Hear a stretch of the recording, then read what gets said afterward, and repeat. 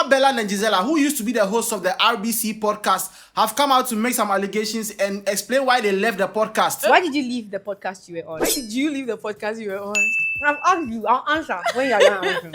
And it's not looking good for Glitch Africa so far because some of the things they said sound a little bit serious and very, very bad. Now, Glitch Africa has responded and denied the claims. Of course, they're going to deny the claims. They're not going to say they did it, even though some of them, the evidence is over there. But let's go into what the girl said first, and then we'll read what the Glitch Africa said. And there's one thing about this whole thing that I've been wanting to talk about for a long time. I should have spoken about it that time. But we'll get into it in a little bit. There's one incident on the podcast where I knew that, no, this thing is not a friendly, this is not a nice thing. It was just too much drama. Besides, I just recently found out that we are the drama. Like, we were the drama. How? Oh, the first episode. They said the new season is drama-free, blah, blah, blah, blah, blah. Oh. The new season is drama-free was a wild thing to say when they went and got Adjoati, who was in the middle of internet drama at the time. Now, me at the time, I thought they just changed the host every season. I thought it was a thing they do because it started in Nigeria with Caramel Plug and the girls, the one who does OnlyFans now. So I thought, oh, okay, they've just changed. That's what they do every season. But it's not looking like that was the case. And there were a few times where I tried to control certain situations and they wouldn't even allow me because... I don't know, but I'll be inclined to lean towards Gisela on this one because when it comes to corporations and giving control to creators, they don't have a good history in that area. To me, it seemed as if all they cared about was the views. They didn't really care about the mental health or the people on the show. You know who cares about your mental health in this life? Mental health professionals, because they make money from it. The company that is doing content don't care about your mental health. So like this part... Like, there's some truth to what she was saying, and we'll get to it a little bit later, because they're doing some things that were setting the people up for dragging. And I was even there's a guy, there's this guy in Nigeria, he's a food critic. The guy who came to Ghana and said some things, he says a lot of stuff that and the people drag him and all that stuff, right?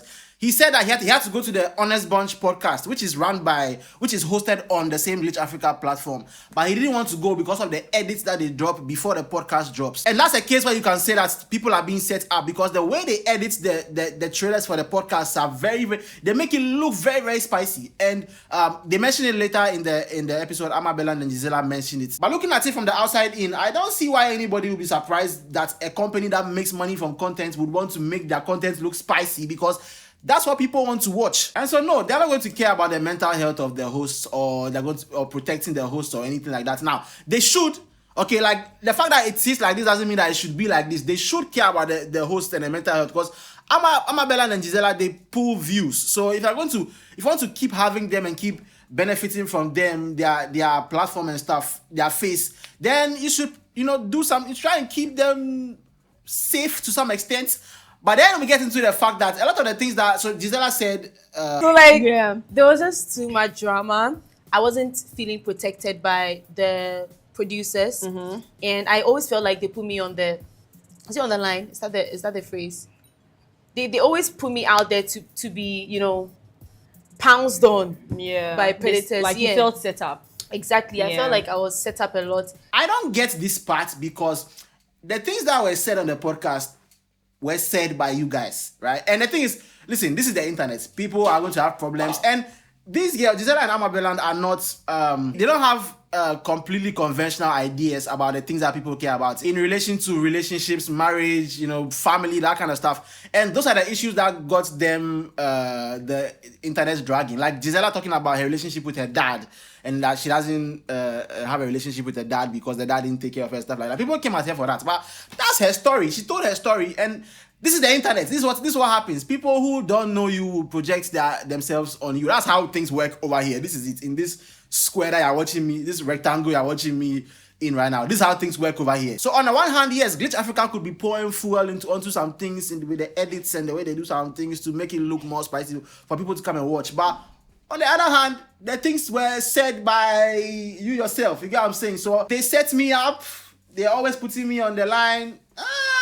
But when it comes to the setup, I know exactly what she's talking about. And there was one moment on the podcast where she was set up, not by Glitch Africa, or maybe they did it behind the scenes. I don't know. I wasn't there. I don't have any proof. But there was that episode where she said she doesn't sweep, like her boyfriend wakes up and does the house chores in his own house. And it became a huge issue. And that particular episode, there was one tactical setup that was done by one of the hosts. And it was this part. When I go to his house, sometimes, and I sleep and I don't wake. You know, traditional men, some people, they want their wives to be up at 6 a.m., 7 a.m. Mm-hmm. My boyfriend knows that when I come home and I'm tired and I sleep, I'll wake up at 10 a.m. And if I come to his house and then he wakes up and let's say the hall is messy, he doesn't have a problem sweeping. He will never complain. And sometimes when I am home and I see that, I don't care who you are, but if you know anything about the art of war, you know that this was a rough tackle. This was a rough tactical foul. And she got away with it because that question became the foundation for Gisela's boyfriend being dragged the whole week for being Obolo, okay? No, he's not Obolo. Master, I don't care. Even if he's Obolo, what? If he's Obolo, and so what? Yeah, that means he's Obolo. If he's Obolo, and so what means he's Obolo. And it's not a problem. You understand?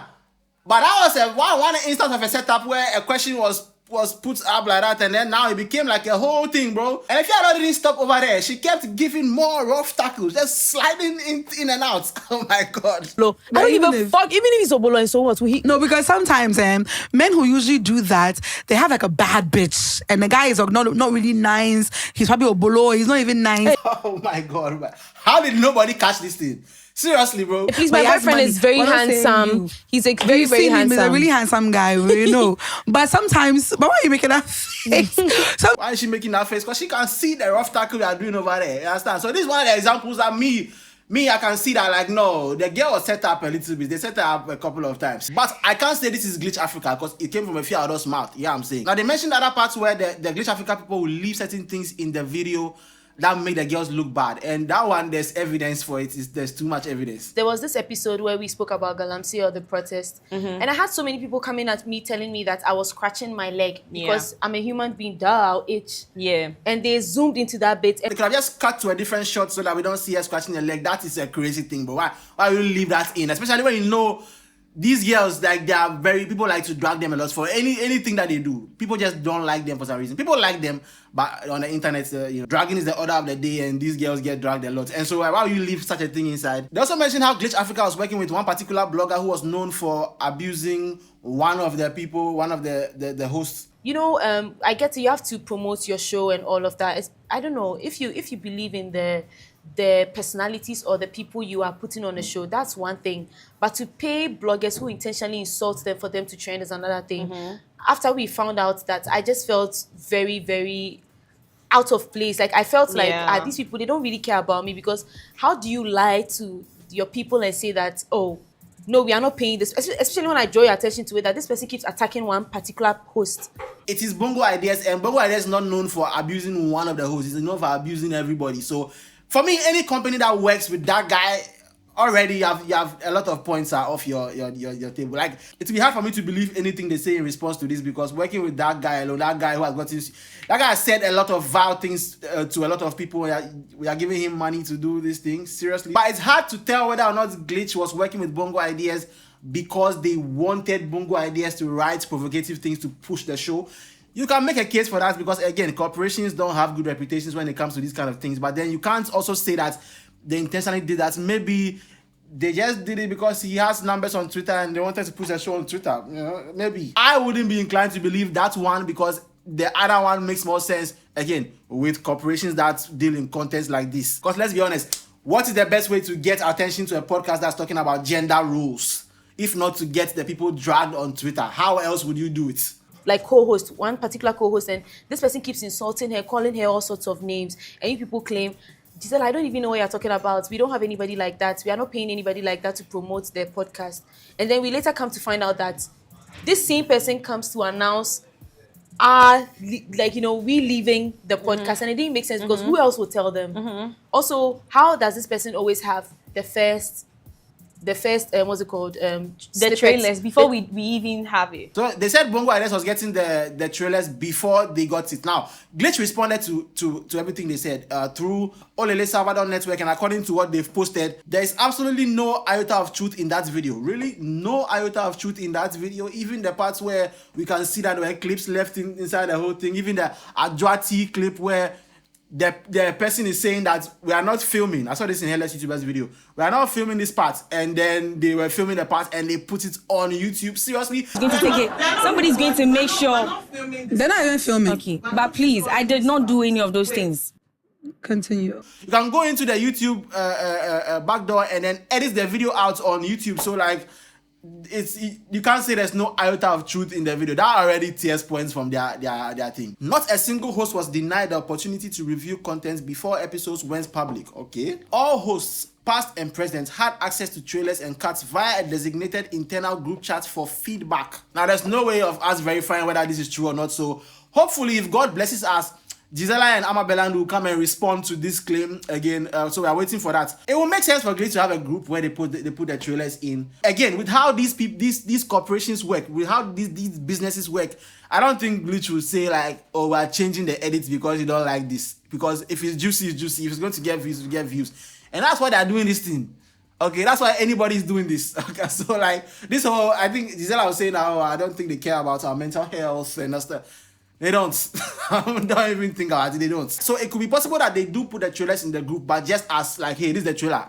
We have put it inside. Watch it. Not, do you guys think that we should change anything in the trailer? Because if there was such a thing, there are many things that the girls would have changed. Like, there are many things that made them look bad that they would have changed. Because, like, the trailer, and they mentioned it in their video, usually the way they edit the trailer, they'll take something from the beginning and something from the end and put it together and then make it look like they're saying something completely different than what they said in the video. Like, a few hours episode where she spoke about her ex, and they made it look like it was Kwesiata, and Kwesiata, he came and wrote tweets and stuff like that because he's a married man. And then later on, we found out that she was talking about a different ex.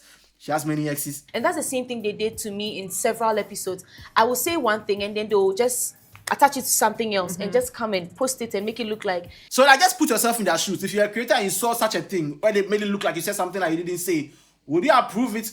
Unless you yourself, you want someone that you want to get a juice, you understand? And I can see that part too. I can see creators wanting the spiciness too. So it's the whole thing, you get what I'm saying? No blog has ever published content before the host saw it. Timelines can be checked. Again, before the host saw it, seeing it's not the same as allowing them to edit it.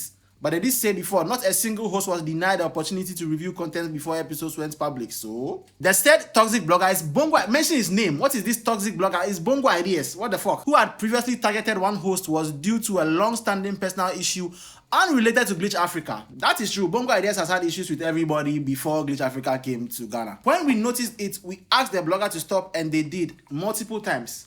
Multiple times.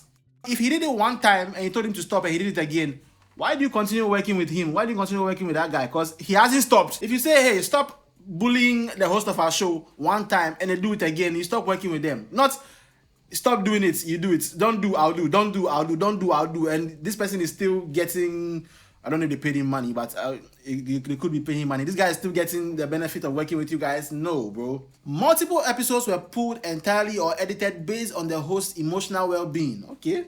There's one unreleased episode where a host felt sad and disrespected. The breakdown in relationships stemmed from failed management negotiations. They probably wanted some more money. We tried to bring their preferred team on board to manage them, but it didn't work out. After that, they opted not to return for season 2.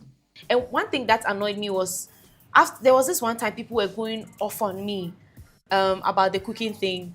They waited for it to die down and they came to post a press review, a press release or something. And I was like, what was the reason for this? You could have posted it when people were going off, but you didn't. It's because you still want to trend. Oh, the views are coming in. Yes, the reason they brought it back was because they wanted to trend. That whole week, everybody was talking about Glitch Africa podcast, Glitch Africa this, Glitch Africa that for the whole week. So yes, they wanted to eat some more, they wanted to get some more money. And you have to understand what you're dealing with when you work with like these companies. As bad as it is, we have to know what you're working with. And it doesn't help that sometimes the creators, right, the girls, if you have Ama Burland, Gisela, Adwati, Rosie, all of them, they give off this vibe that, oh, you know, people drag us all the time and we don't care. Like even Gisela and Ama Burland said that their careers began, they became popular because people were dragging them, right?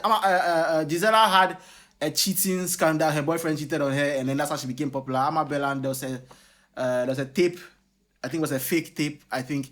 And then that's how she became popular. So they give up this vibe that, oh yeah, you know, we don't care. Like, people, we get dragged all the time. It's normal. And so, guess what? They're going to feed off that thing and think you don't care. It doesn't affect you. If you say like, oh, it doesn't affect me. Oh, you guys can drag me. What's like, we have money. We're making money. We make $60,000 per deal.